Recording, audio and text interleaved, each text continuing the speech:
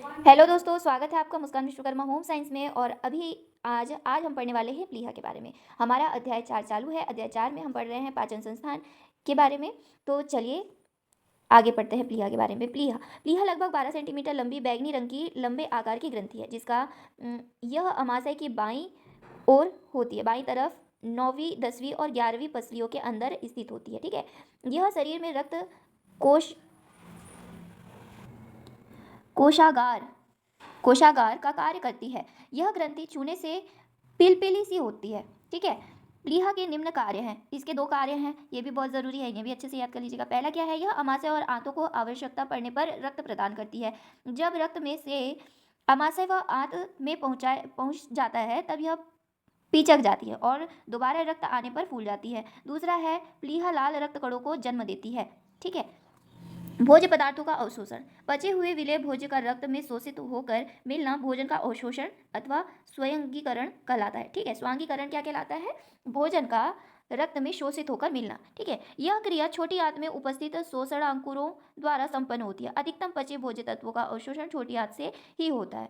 कार्बोज पदार्थों का अवशोषण। छोटी आंत की भीतरी परत पर जो शोषणांकुर होते हैं, उनमें अनेक कोशिकाएं और लसिका केशवाहिनियां रहती है, जो इन पदार्थों का अवशोषण करती है। भोजन में जो कार्बोज पदार्थ रहते हैं, वे पचकर ग्लूकोज में परिवर्तित हो जाते हैं।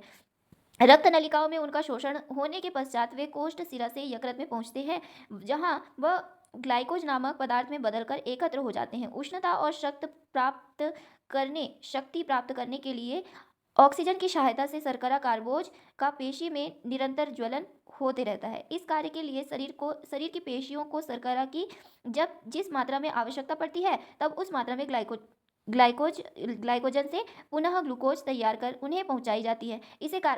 इसे कार्बन डाइऑक्साइड, वायु और पानी जैसे अवशिष्ट पदार्थ तैयार होकर फेफड़ों, मूत्रपिंड और त्वचा के मार्ग से शरीर के बाहर निकाल दिए जाते हैं। कार्बोज पदार्थों का यदि अधिक प्रयोग किया जाए तो पेशियों के ज्वलन के पश्चात उनका जो भाग शेष रह जाता है, वह चर्बी में परिवर्तित होकर त्वचा के नीचे जमता जाता है। ठीक है, दूसरा है वसीय पदार्थों का अवशोषण। भोजन में उपस्थित वसा जब पच जाती है, तब उसमें प्रथम दुग्ध के समान द्रव्य और बाद में साबुन तैयार होता है। ठीक है, संदिग्ध पदार्थ रस वाहिनियों में शोषित होकर सबसे वृहद रस वाहिनियों के मार्ग से गर्दन की निकटवर्ती वर्तनी सिरा के रक्त में मिल जाती है। वसीय पदार्थों का उपयोग भी कार्बोज पदार्थों के समान ही शक्ति और उष्णता उत्पन्न करने में होता है, परंतु उसमें अंतर इतना ही है कि उनकी ज्वलन से जो उष्णता तैयार होती है, वह कार्बोज पदार्थ से उत्पन्न होने वाली उष्णता से दुगुनी होती है, जिससे शीत ऋतु में अधिक उष्णता उत्पन्न करने में इसका उपयोग होता है। वशीय पदार्थों का ज्वलन होने के बाद पैदा होने वाले कार्बन डाइऑक्साइड गैस और पानी, ये दोनों अवशिष्ट पदार्थ फेफड़े, मूत्रपिंड और त्वचा के मार्ग से शरीर के बाहर निकाल दिए जाते हैं,